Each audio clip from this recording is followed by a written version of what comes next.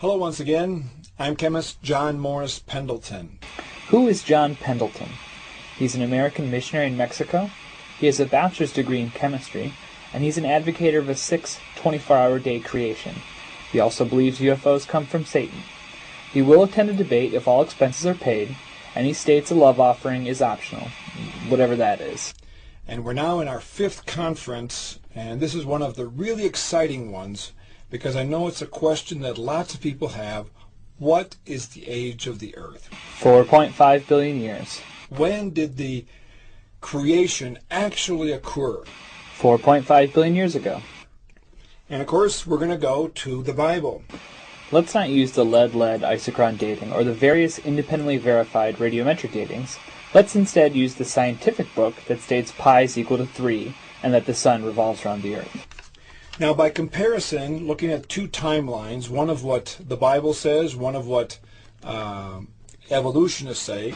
Evolutionists do not say anything about the age of the earth. Evolutionists talk about the change in allelic frequency in populations caused by natural selection and genetic drift. You know, evolution. However, rational people say the earth is 4.5 billion years old. And evolutionists are a pretty rational lot, so we'll forgive the error, but only because you're wearing a lab coat. We have the creation of everything happened about 6,000 years ago. About 4,400 years ago, the worldwide flood occurred, of which 8 people were saved. Jesus was born of the Virgin Mary 2,000 years ago, and we expect that maybe in the next 5 minutes that he could come back again to rule the earth. Yeah, we wish. Then we wouldn't have to watch the rest of this drivel. Are you ready? He could come back. He is coming back, and it could be soon. Now, according to the Big Bang Theory and evolution, it was about 20 billion years ago. It was 13.7 billion years ago. There was a big bang, a big explosion. It was a rapid expansion of space-time. Millions and millions of years went by. 4.6 billion years ago, the Earth was formed. Let's get this straight. Life started on Earth somewhere between 4.4 billion years ago, after liquid water formed, and 2.7 billion years ago, the date of the earliest evidence of life. From where they don't know, it collected water, began raining on the Earth, and 3 billion years ago, the first life forms appeared, which survived, had something to eat, and were interested and able to reproduce themselves into all the forms we have today. Geez, when you put it that way. Actually, your straw man argument still sounds more convincing than God did it in a day. Now, where do we get the idea from the Bible that the creation of everything happened 6,000 years ago? In the Bible, beginning with chapter 5 of Genesis, we have genealogies. Caution, incoming Hovind chart. And we start with Adam, and it gives the age of the father when a key son was born in the line that eventually reached to Jesus Christ.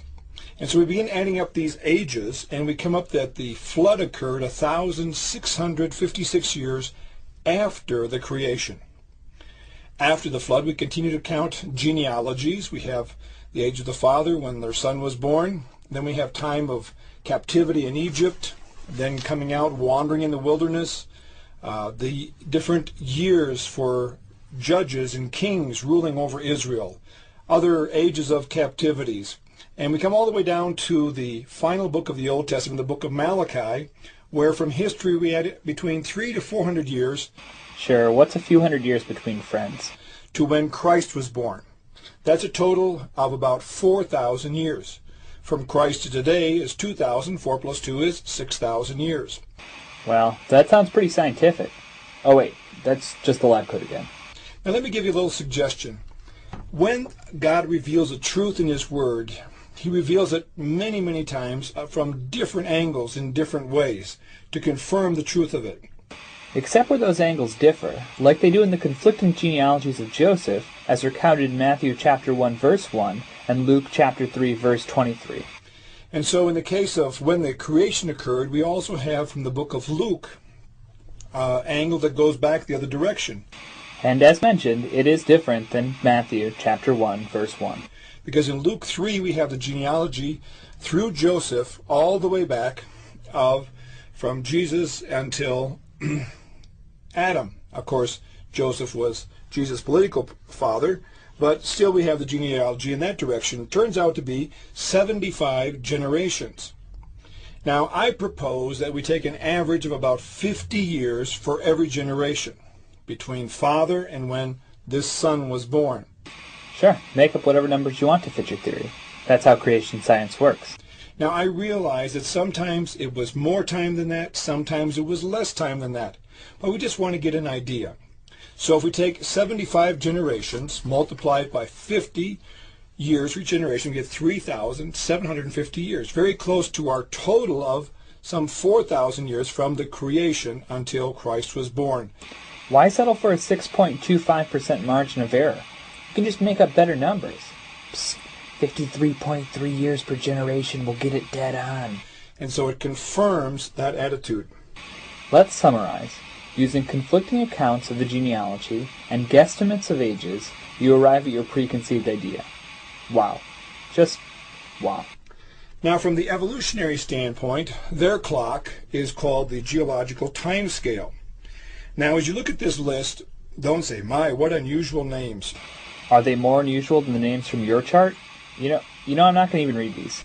At least you know this one at 190 million years, which is the Jurassic period. All of you know about Jurassic Park.